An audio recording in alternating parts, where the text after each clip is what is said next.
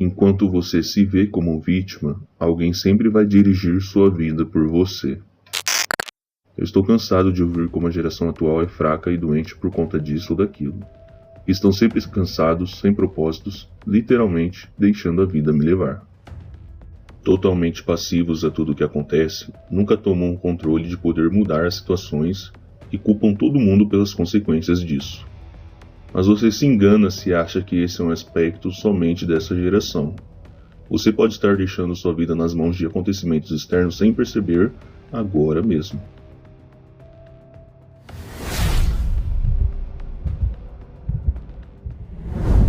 Se vitimizar é outro ponto relativo à comparação que eu abordei no meu último vídeo.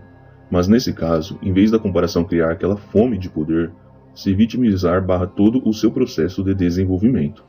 Já que você sempre depende da aprovação ou ajuda do próximo e do meio ao qual está inserido. Se tudo não sair do jeito que planejou, imediatamente sua vida começa a desabar. E pior, sempre tem algo ou alguém para culpar antes de se responsabilizar pela sua falta de ação e controle.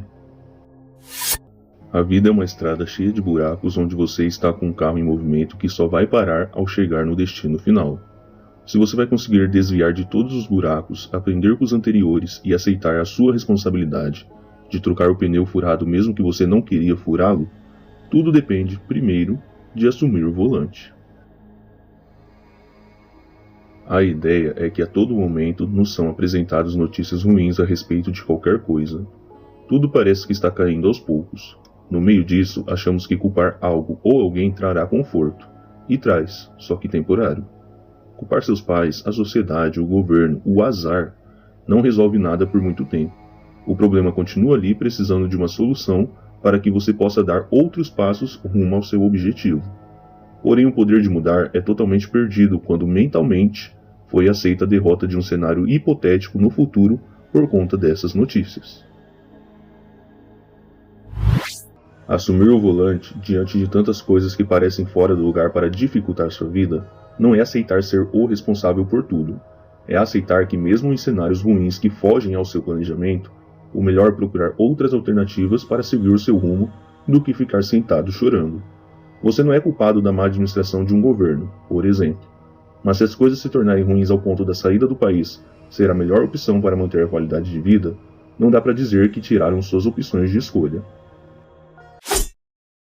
Seguinte, eu tinha medo de agir por qualquer coisa. Eu percebi que estava na pior quando tudo me afetava. Tudo me deixava preocupado e impossibilitado de fazer algo. Daí veio à mente, e se o problema está em mim e na forma como eu vejo e interpreto as coisas? Eu lembro claramente de uma situação. Eu estava no ônibus indo para a escola, era uma das primeiras experiências pegando o ônibus sozinho, logo no horário da manhã parecendo sardinha enlatada. Tinha um grupo de outros alunos que iam descer no mesmo local e sempre um deles dava o sinal de parada. E eu até sabia exatamente quando fazer isso, mas como eles sempre faziam, eu não me preocupava. Até que um dia, conversando muito entre eles, nenhum apertou o sinal e o ônibus se aproximava da parada que eu descia. Eu poderia até estar embaixo do banco que não teria problema algum dar o sinal. No entanto, eu fiquei paralisado, pensando que no último segundo alguém ia fazer aquilo, mas não foi o que aconteceu. Por sorte, o motorista sabia que naquele horário muitos estudantes paravam ali e parou o ônibus, porque o próximo ponto seria bem mais longe. Eu poderia ter feito um ato simples de apertar o botão para ativar o sinal, mas não fiz. O medo de errar diante de tanta reprovação e julgamento acerca das coisas ao redor me paralisaram. No final ainda desci pensando que os verdadeiros culpados eram os outros alunos que não fizeram o habitual de todos os dias, sendo que também era minha necessidade descer ali. Eu não estaria fazendo um favor para ninguém além de mim mesmo. Nesse relato é possível identificar vários pontos. Primeiro, a dependência de terceiros até nas coisas mais simples. Segundo, não assumir riscos. Essa não foi uma situação isolada, na verdade é uma série de ações ao longo do tempo que ajudam na construção desse raciocínio limitado. Terceiro, o julgamento. Acreditar que eu seria reprovado antes mesmo de ser julgado ou apontado é o julgamento sobre o julgamento, que parte unicamente daquele que mais se sente julgado. Quarto, não adaptabilidade. Vamos imaginar que o final fosse diferente e eu precisasse voltar todo o caminho a pé. Ainda assim, e daí? Como isso me afetaria ao ponto de não conseguir fazer nada para resolver? E por último, é um erro pensar que a falta de confiança nas próprias ações sempre afetam apenas você. Pensando novamente no bem coletivo, eu não seria o único beneficiado com essa simples ação, tendo em vista que outras vezes, inconscientemente, essas pessoas me ajudaram. A realidade é que coisas ruins vivem acontecendo e você não terá controle sobre a maioria. Mas a sua reação e capacidade de mudar o seu plano ou padrão, aquilo ao qual você está habituado, para se adaptar diante dessas mudanças, é o que determina se você vai continuar no jogo ou não. Não controlar tudo não significa não controlar nada. E podemos começar a partir da nossa reação diante das coisas que fogem do nosso controle. Elas são inevitáveis e a realidade é que nem tudo vai sair como a gente pensa. Então trabalhe com a verdade, a realidade, antes da percepção da realidade. E isso tem diferença. A percepção do que é real muitas das vezes pode nos enganar. Achamos que um problema é gigante até darmos alguns passos para trás e o vermos pequenininho. Nos preparar e aí sim o enfrentar como ele realmente é. O que também acontece, e pode ser o seu caso, é que pessoas no geral têm um rei na barriga. Acreditam que o mundo gira à sua volta, como se somente elas tivessem problemas e objetivos a alcançar.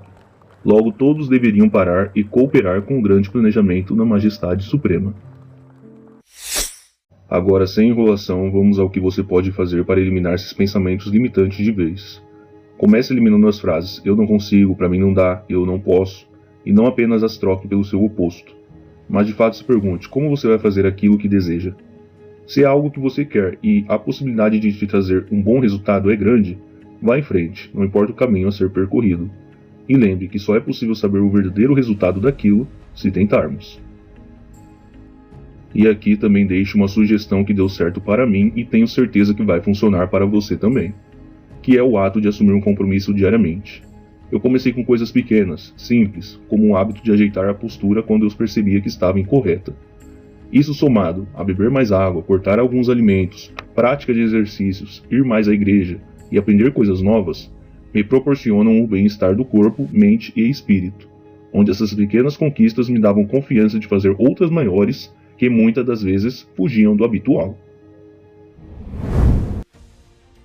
Agora é o seguinte, muito se fala do trabalho duro e conquistas usando a vida e circunstâncias de outras pessoas para seguirmos, quase que criando um senso comum como se todos quisessem a mesma coisa, sendo que cada um possui seu próprio desenvolvimento até a chegada do sucesso.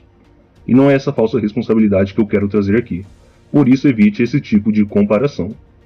Também não é certo assumir muitas responsabilidades e continuar com hábitos antigos que drenam sua energia, fazendo com que, eventualmente, você desista de cumprir suas atividades.